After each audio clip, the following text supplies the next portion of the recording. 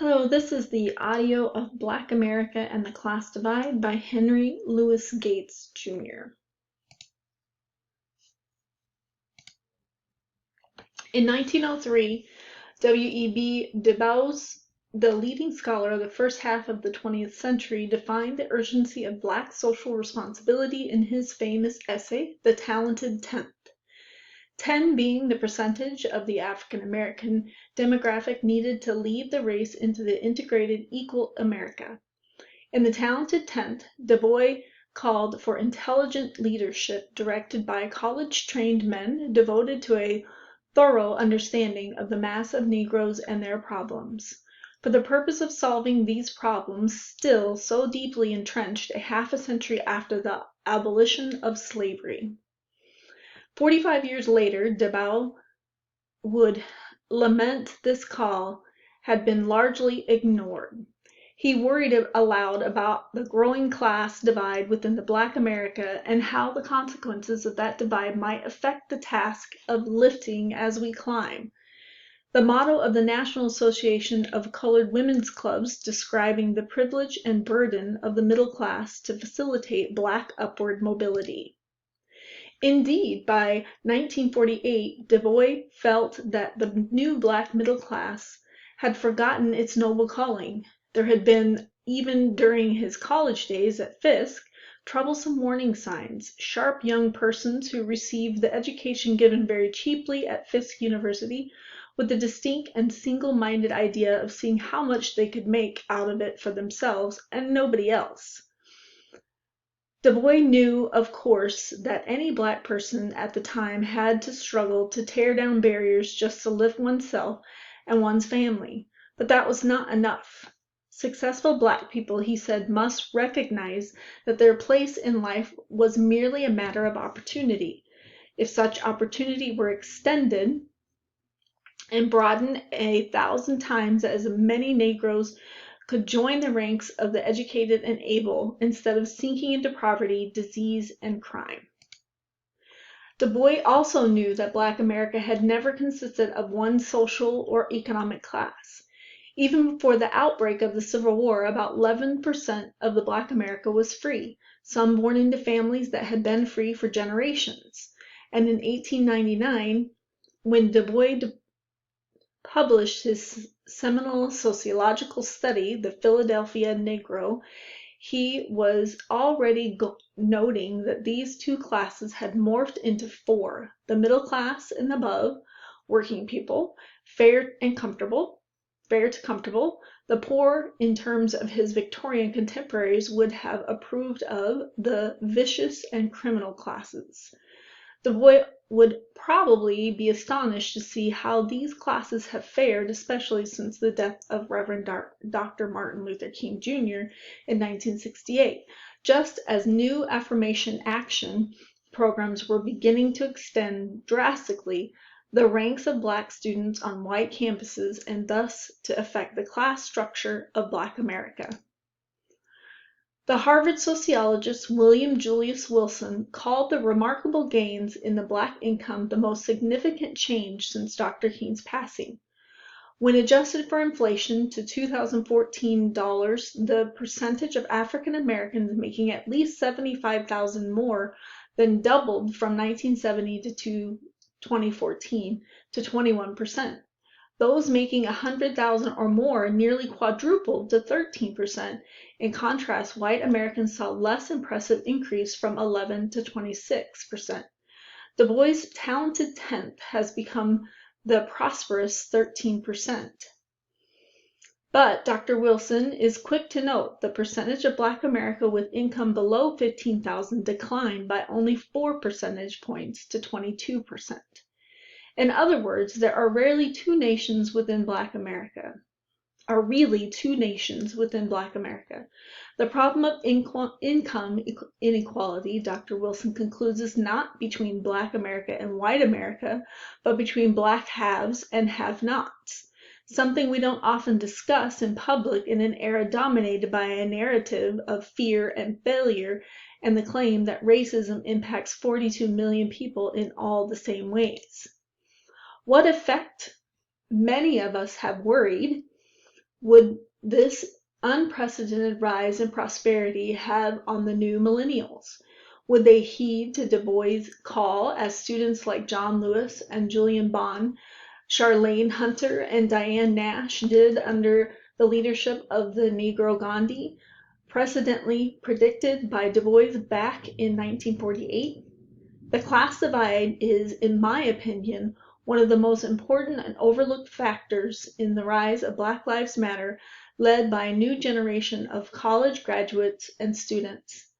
I hear about it from my students at Harvard, about the pressure they feel to rise, yes, but also the necessity to then look back to lift others.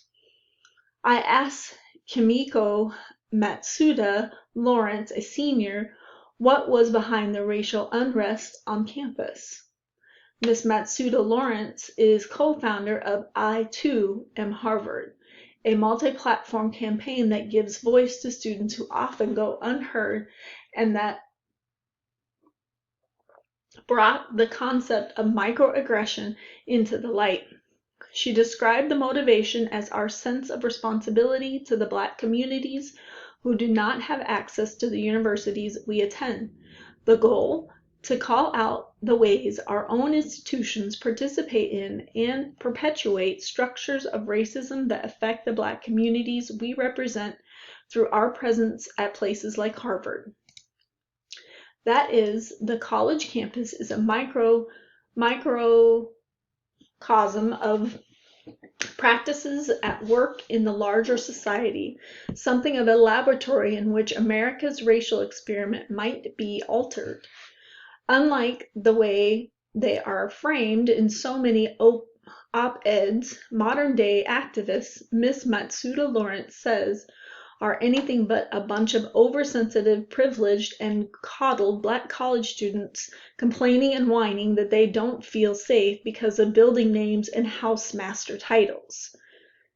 Consider them instead the grandchildren of Du Bois' talented 10th, taking their cues wittingly or unwittingly from the challenge that he and the civil rights activists of the 60s issued to Black leadership. Many of today's Black activists are the children of middle and upper-class parents, the affirmative action generation, and may be realizing, as Charlene Hunter Galt put it to me, that privilege doesn't always translate as they thought it would. Despite the highs, the escalating successes in finance, business, public service, education, and entertainment, think beyond President Obama and sports figures to the American Express CEO Kenneth Chenault, Attorney General Loretta E. Lynch, and the Queen of Thursday Night TV, Shonda Rhimes. There have been far too many lows, too many moments in which we as a country have come face to face with the deprivation, disenfranchisement, marginalization, and flat-out abuse of African Americans at the socioeconomic bottom. The disparity of opportunity plagues Black America perhaps even more starkly now, given its extremes, than the economic reality that motivated Dr. King to transfer the focus of his movement from civil rights to economic justice, as exemplified in his last tragically aborted effort to mount a Poor People's Campaign. The childhood poverty rate for African Americans remains stubbornly close to what it was in the day Dr. King was assassinated. Unemployment for Black Americans runs nearly double that of the national average, and the distrust between impoverished communities and the police continues to spiral, helped in no small part by the fact that Blacks make up more than a third of the prison population compared to only 13% of the overall population. And we still confront the question that arose the moment the first slave ships arrived: do Black lives matter? It is into this whiplash environment of economic inequality that college students have come out of age. They were youngsters when Hurricane Katrina engulfed New Orleans, for a time, ultimate symbol of inequality of income and opportunity, and teenagers when George Zimmerman killed Trayvon Martin. They have been consumed by a roster of recorded police killings of unarmed black men and boys since August 2014, when Michael Brown was killed in Ferguson, Missouri, followed by similar assaults in Staten Island, Cleveland, Chicago, and North Charleston, South Carolina. Black women and girls haven't escaped injustices either. We need to think only of the young girl in the Mall of America who was restrained by a security guard, or the teenager in South Carolina who was thrown from her desk by a school resource officer, or the 13 black women who testified against the former Oklahoma City police officer Daniel Holtzclaw, who was convicted of rape.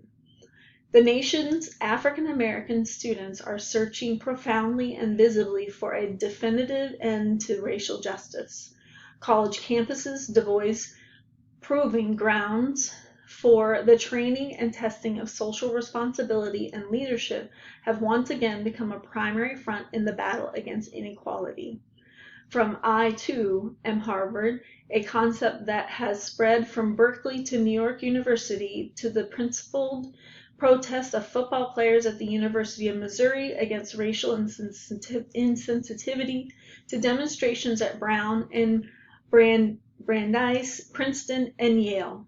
A number of administrators have voiced strong support for these protests, as well as institutional will to change, be it renaming buildings or reevaluating the makeup of their student body and faculty. Change, even at the symbolic level, is difficult, of course, and it remains to be seen what this current wave of protests will accomplish. Will the fight against police brutality, symbols of the Confederacy and society's plethora of microaggressions, become the basis of a broader movement for the improvement of underfunded public school education, for the right to a job with decent wages, and for the end of residential segregation that relegates the poor to neighborhoods with murder rates as alarming as those on the south side of Chicago? What is certain is that the outrage that led to Black Lives Matter and its spin-offs will be with us for years to come, unless these legacies of slavery and Jim Crow become remnants of a racist past. From the New York Times, Black America and the Class Divide, by Henry Lewis.